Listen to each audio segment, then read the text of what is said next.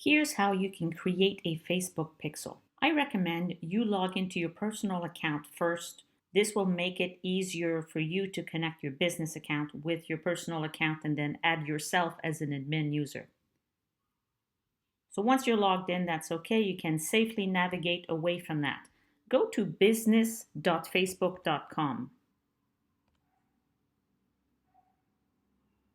If you've never used the Business Manager before, you will be presented with this page. You can create an account. It is free.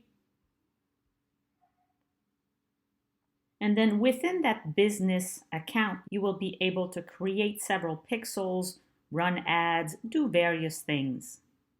You can scroll down the page to learn more about what it does. But you can log in, and once you're logged in, you reach this page here. So back in the day, I created an older account. You don't need two accounts. Right now, I'm running all of my pen names under one business account. So you just need the one. And once you're in, Facebook keeps changing their interface. So bear with me if your interface doesn't look the same. Somewhere in the left area, you will see perhaps Events Manager. If you don't see it here, click on this Business Tools menu. And within that, you may see it here or you may see it further down. But somewhere in there, you will find the Events Manager. Click. You'll be redirected here. And this is where you can create a pixel. I've already got several pixels, so mine are listed here, but I believe there's a big button here the first time if you've never created a pixel. Or you can add a new data source and then select Facebook pixel. Now, if you see this warning here at the bottom, just close this and then make sure that in the drop-down menu, you select your business ID as opposed to your account ID. The page will reload. Now, if I attempt this again, add new data source, Facebook pixel, that warning is now gone. So now I can proceed. The website you can include or you can leave it blank, it doesn't matter.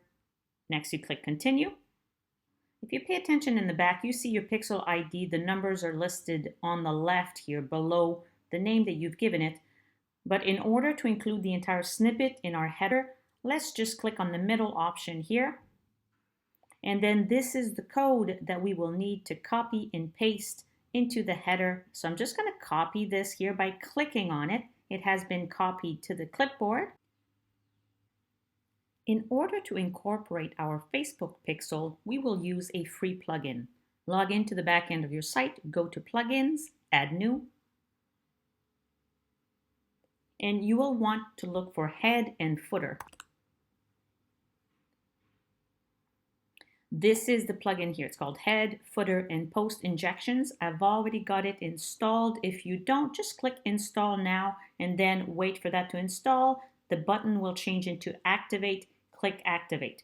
Once it's activated, you can go to Settings and then Header and Footer. If you've already done the Google Analytics, you can put it one after the other. The order doesn't matter. The line breaks don't matter. Just make sure you don't interrupt the snippet of code. Put it either before or after whatever you have in that first box that includes it in the head of every page. Paste this code and then you scroll down and hit save.